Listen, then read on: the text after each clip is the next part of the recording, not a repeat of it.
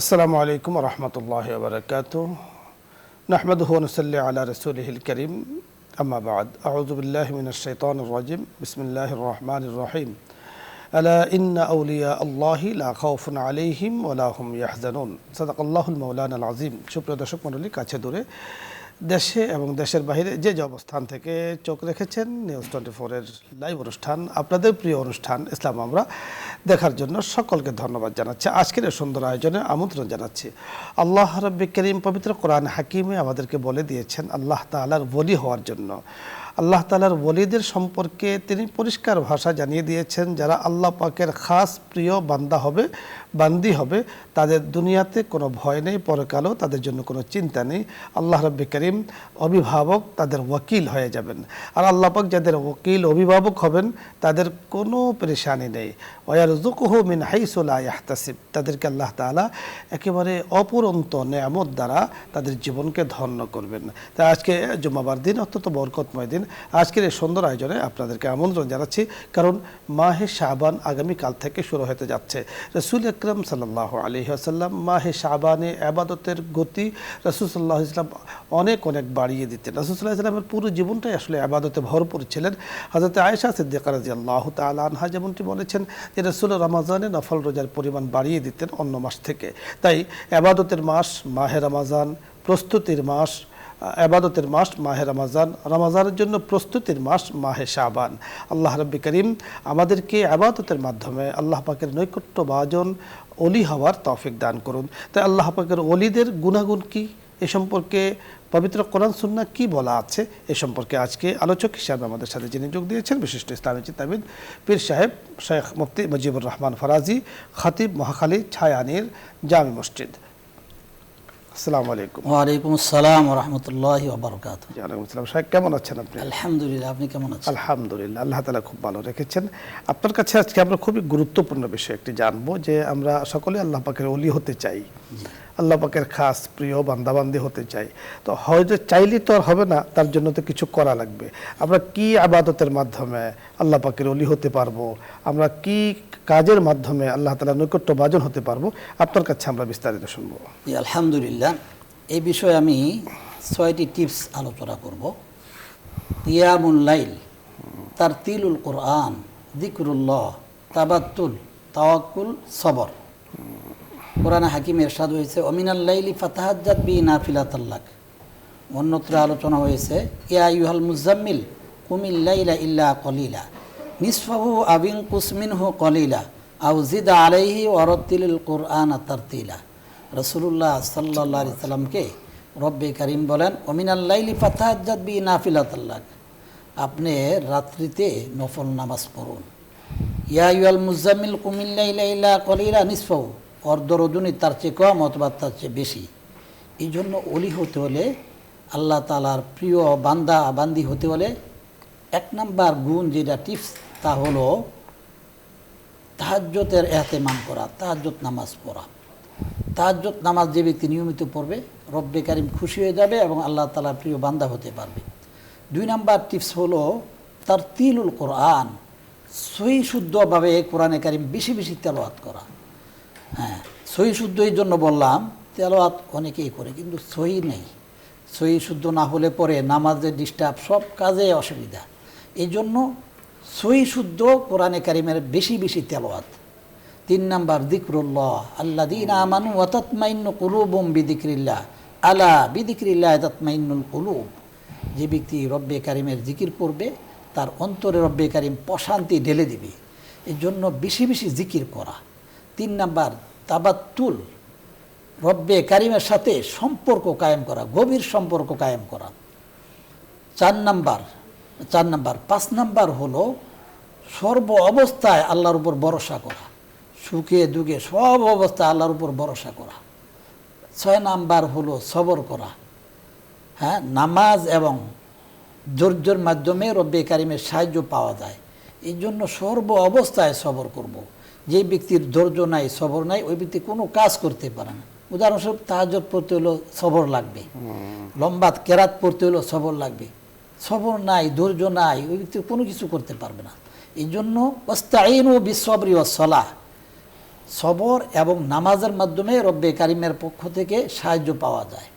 এই জন্য সবর, প্রত্যেকটা এই 6টা টিপস যে ব্যক্তি নিজের মধ্যে আনতে পারবে, ওই ব্যক্তি রব্বে কারিমের ওলিদের কাতারে ওই ব্যক্তির নাম লেখা হয়ে যাবে, ওলিদের কাতারে সামিল হয়ে যাবে।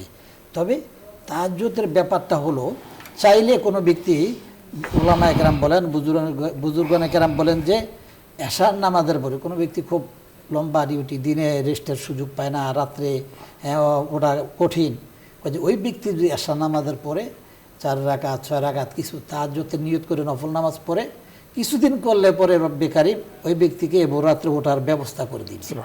তো তাহাজ্জুদের পাবন্দ, আর তাহাজ্জুদের পাবন্দকে তাহাজ্জুদের সময় রব্বে কারিমের সাথে ডাইরেক্ট কথোপকথন করা যায়, আল্লাহ তাআলা এত খুশি হয়। আপনি যথার্থ বলছিলেন। একজন মুসল্লি, দর্শক মণ্ডলী, একজন নামাজি ব্যক্তি যখন নামাজে দাঁড়ায়, তো যখন তিনি বলেন আলহামদুলিল্লাহ রাব্বিল আলামিন, আল্লাহ পাক সেখান থেকে এই কথার জবাব দিতে থাকেন, হামিদানি আবদি, আমার বান্দা আমার প্রশংসা করেছে। যখন একজন বান্দা নামাজে বলবে আর রহমানির রহিম, সেখান থেকে আওয়াজ আসে সাদাক্তা ইয়া আবদি, তুমি সত্য বলেছ, তিনি রহমান, তিনি রহিম, তিনি দয়াময়, পরম দয়ালু।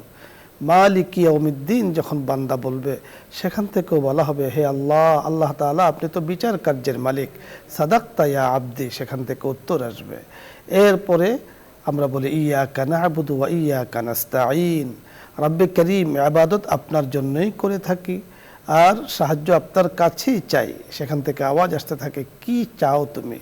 তখন আমরা বলি ইহদিনাস সিরাতাল মুস্তাকিম, আল্লাহ সঠিক সরল পথ আপনি আমাকে দেখান, তাদের পথ দেখান যাদের উপরে যুগে যুগে আপনি নিয়ামত করেছেন, অসংখ্য অগণিত নিয়ামত দ্বারা যাদেরকে আপনি ভরপুর করেছেন, ওদের পথ থেকে আপনি আমাদেরকে হেফাজত করুন। যাদের উপরে আপনি রাগ করেছেন, গজব করেছেন, যারা আপনার নাফরমান বান্দা বান্দি, তাদের পথ থেকে আমাদেরকে দূরে, বহু দূরে আল্লাহ আপনি রাখুন। সত্যি রব্বে করিম সূরাতুল ফাতিহার মাধ্যমে একজন ব্যক্তির উপরে খুশি হয়ে যান। সূরাতুল ফাতিহাকে এই জন্যই বলা হয় উম্মুল কোরআন, সূরাতুল ফাতিহাকে এই জন্যই বলা হয় শিফাউল কোরআন, সূরাতুল ফাতিহাকে এই জন্য বলা হয় যে সূরাতুল ফাতিহার বহু নাম আছে, সাবঈ মাসানি বলা হয়।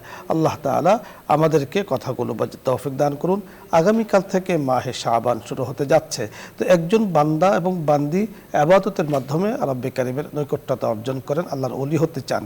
আল্লাহর ওলি হওয়ার জন্য যে গুণাগুণের কথা আমাদের শায়েখে বলেছেন, রাত্রিতে নামাজ পড়া, কোরআনে কারিমকে সুমধুর কণ্ঠে কোরআনে কারিম পড়া, আর রহমান আল্লামাল কোরআন খালাকাল ইনসানা আল্লামাহুল বায়ান। জান্নাতের মধ্যে রব্বে করিম এইভাবে কোরআনে কারিম শুনবেন। হযরত দাউদ আলাইহিস সালাতু ওয়াস সালাম তেলাওয়াত করবেন, মুহাম্মদুর রাসূলুল্লাহ সাল্লাল্লাহু আলাইহি সাল্লাম তিনিও তেলাওয়াত করবেন, রব্বে করিম স্বয়ং বলবেন আনার রহমান। আল্লাহু আকবার। তো কোরআনে কারিমের তেলাওয়াত শাবানে বেশি করে করা, যেহেতু কোরআন নাজিলের মাস হলো মাহে রমাজান, তেলাওয়াত করব। তেলাওয়াত যাদের সহিশুদ্ধ আছে পরিমাণ বাড়িয়ে দিব, যাদের সহিশুদ্ধ নাই কোরআনকে সহিশুদ্ধভাবে তেলাওয়াত করার চেষ্টা করব। আল্লাহ রাব্বি করিম আমাদেরকে আমলগুলো করার তৌফিক দান করুন। আলোচ্য বিষয় নিয়ে যদি আপনাদের কোনো কিছু জানার থাকে, কোনো মাসলা মাসাইল, নামাজের সাথে রোজার সাথে সম্পৃক্ত কোনো মাসাইল জানার প্রয়োজন হয়, আপনি প্রশ্ন করুন, আমরা চেষ্টা করব কথা বলার জন্য। আসসালামু আলাইকুম ওয়া রাহমাতুল্লাহ। দর্শক নাম বলে পরিচয় দিয়ে প্রশ্ন করুন। আসসালামু আলাইকুম।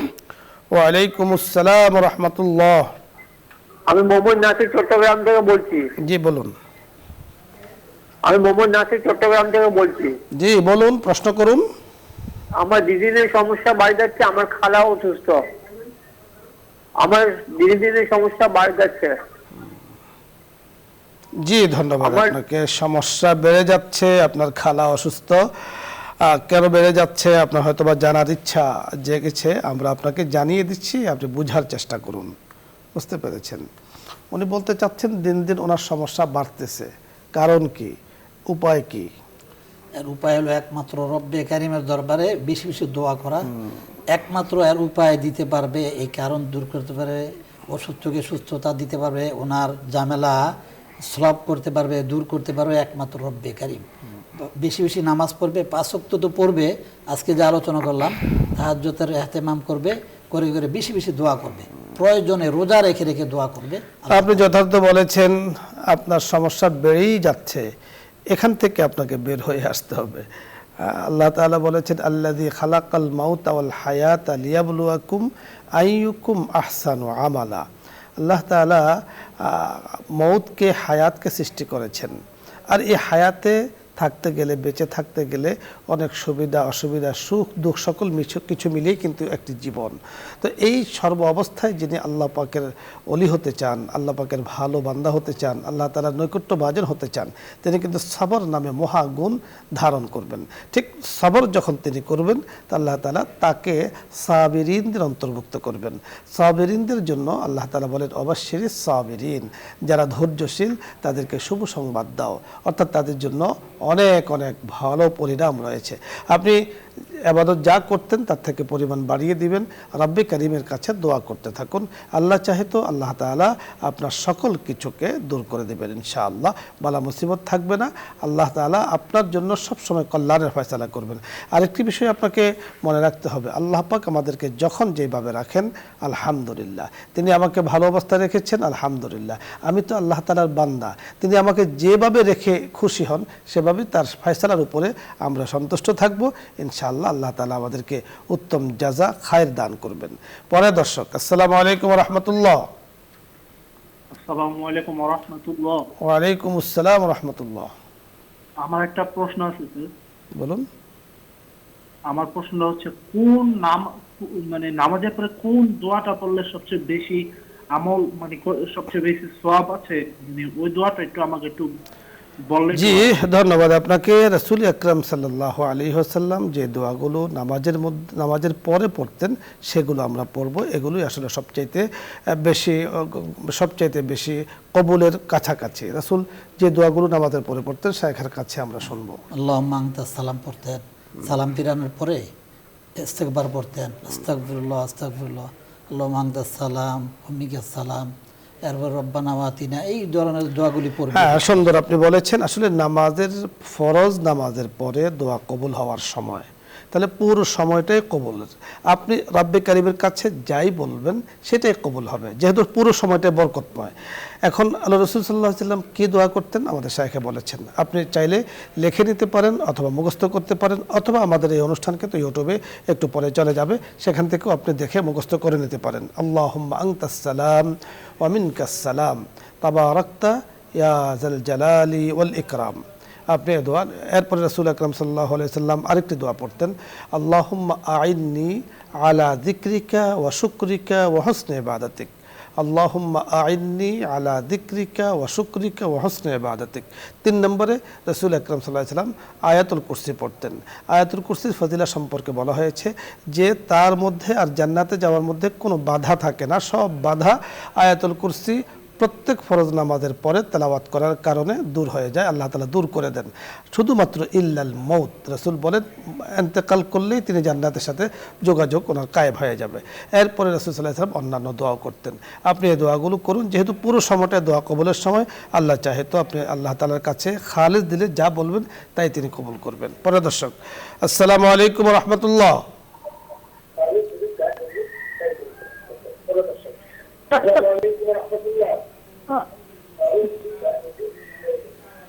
আসসালামু আলাইকুম। ওয়ালাইকুম আসসালাম ওয়া রাহমাতুল্লাহ। এটা কোন জায়গা? নিউজ 24। হ্যাঁ, টিভির ভলিউম কমিয়ে কথা বলুন। ও পরে দর্শক, জি আসসালামু আলাইকুম ওয়া রাহমাতুল্লাহ। ওয়ালাইকুম আসসালাম হুজুর।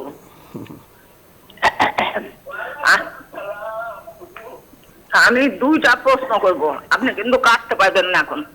জি, একটা প্রশ্ন হচ্ছে, পিস টিভি যে সারা রাত হয়, হ্যাঁ, সমস্ত রাত তাই হচ্ছে পিস টিভি চলে, কিন্তু এরা নামাজ পড়ে না। হ্যাঁ, কে কখন নামাজ পড়ে? ভোর রাত্রি খালি শুধু আমি দেখছি নামাজ পড়তে, এছাড়া নামাজ পড়ে না। আমি যখন তাহাজ্জুদের নামাজ পড়তে উঠি তখন দেখি নামাজ পড়তে। এটা কি আজকে এই যে জুম্মার নামাজ, আপনার নামাজও দেখছি আমি, আপনার খুতবা পড়া পর্যন্ত আমি এখানে বসেছিলাম, খুতবা পড়া পর্যন্ত আমি এখানে বসে থাকছি। তারপর আপনি যখন কইলেন যে সুন্নত পড়ে নেন, যারা সুন্নত পড়বেন, তখন আমি নামাজ পড়তে গেছি। তো তারপর পরই আমি আপনার নামাজ শেষ হওয়ার পরই আমি আবার ওই পিস টিভি দিলাম, দেখি তো ওখানে কি হচ্ছে। পরে দেখি যে পিস টিভিতে তো ওই জুম্মার নামাজ হইল না। তো ওরা কি রাত্রি জুম্মার নামাজ পড়ে নাকি? জি, ধন্যবাদ আপনাকে। আপনি অত্যন্ত যে বিষয়টি জানতে চেয়েছেন, ইসলামের সুন্দর একটা শিক্ষা আছে, সেটা হলো প্রতিটি মানুষ সম্পর্কে ভালো ধারণা রাখা। যারা মুসলিম, প্রত্যেক মুসলমান সম্পর্কে ভালো ধারণা রাখা।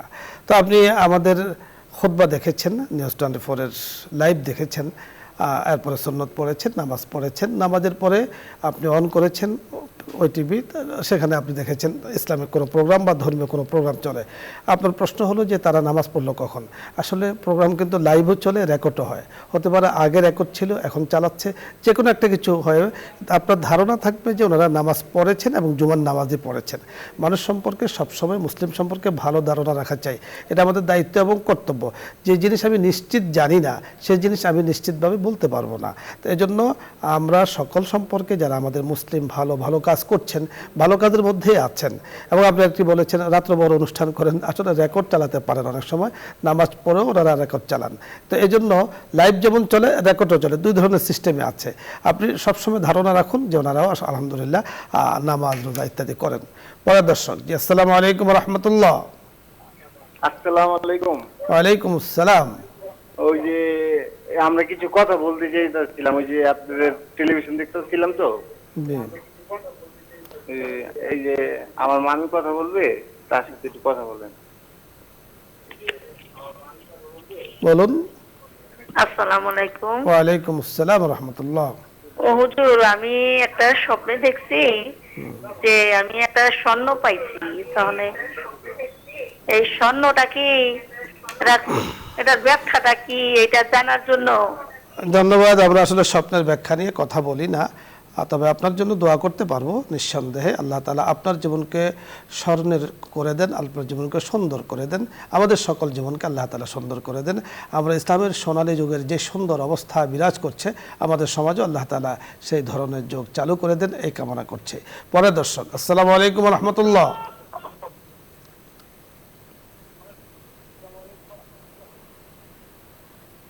দর্শক শুনতে পেয়েছেন, প্রশ্ন করুন।